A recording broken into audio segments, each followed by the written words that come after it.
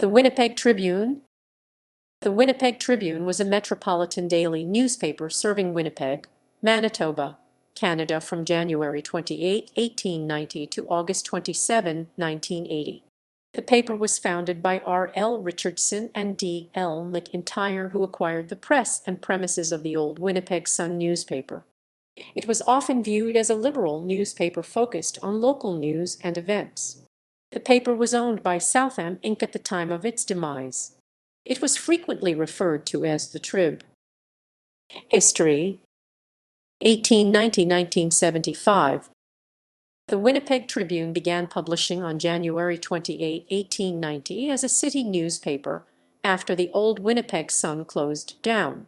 The initial edition contained 4 pages of local, national, and international news.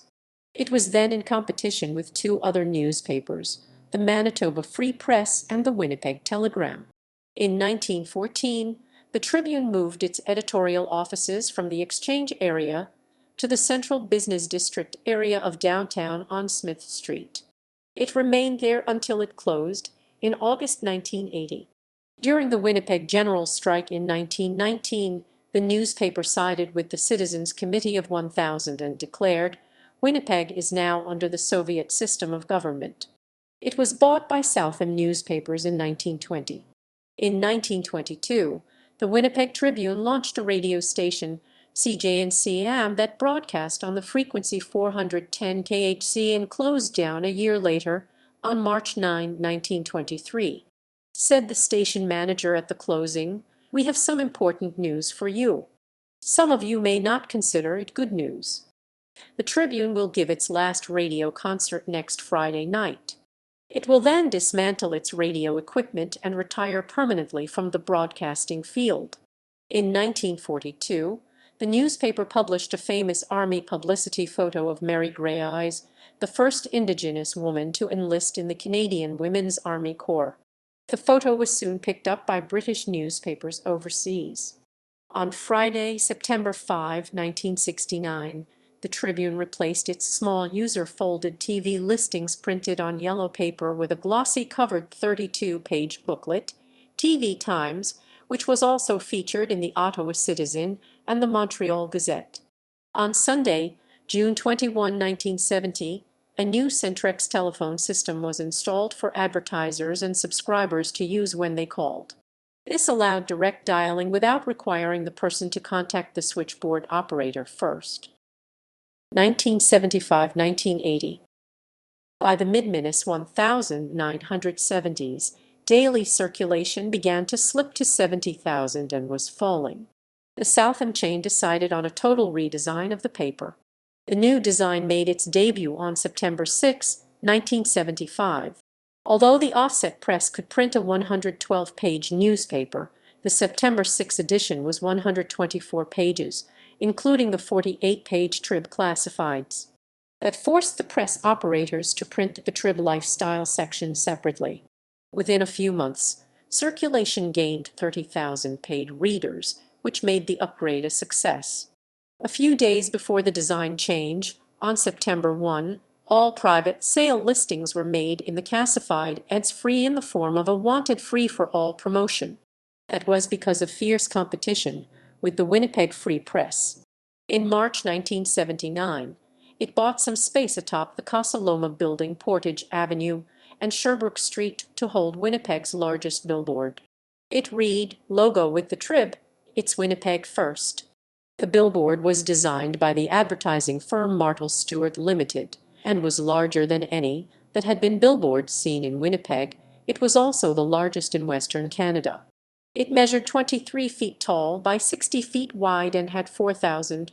The billboard space had been used by Export Cigarettes as early as 1959.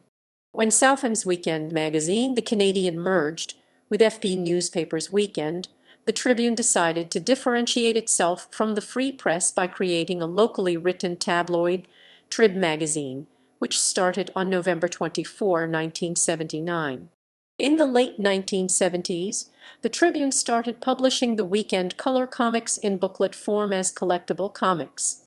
It was one of the first newspapers and one of the very few in Canada to use that short-lived format. The first issue, Vol.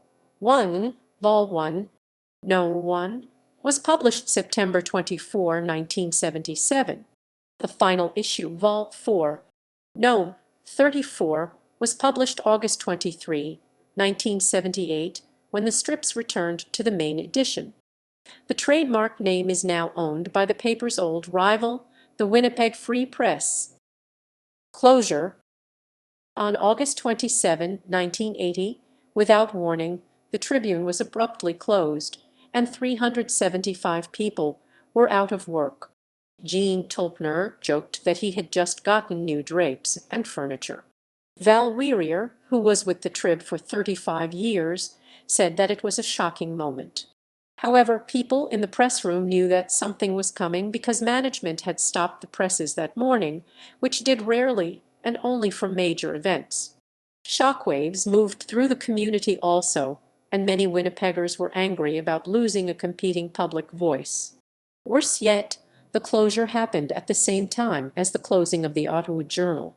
In 1980, the Ottawa Journal had been purchased by Thomson Newspapers and was closed. That left Southam's Ottawa Citizen as the only major newspaper in Ottawa, and the Thomson's Winnipeg Free Press the only major newspaper in Winnipeg.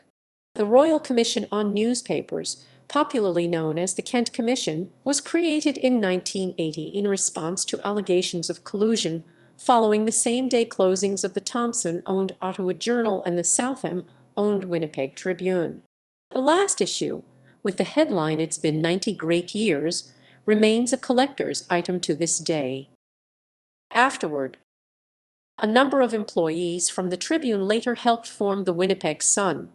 The University of Manitoba Archives and Special Collections holds a collection of over 500,000 photographs, 250,000 newspaper clippings arranged into morgue files, and microfilm copies of the newspaper. In 1994, the Lions Club announced its intention to build an 18-story apartment tower on the old Winnipeg Tribune site. To be called Tribune Towers, it would be for seniors 55 and older and contain 132 suites. There would have been skywalk connections to the Millennium Library. The project was never completed. In April 2013, an Ontario-based real estate investment firm, Fortress Real Development, announced a 45-story Sky City condominium project at the old site. However, in 2018 or 2019, the project was cancelled for financial issues relating to the investment and development company. The University of Manitoba Library digitized all the paper's pages between 1890 and 1980 and has made it freely available online. Documentary. A documentary, The Trib, the story of an underdog newspaper, was released in 2012.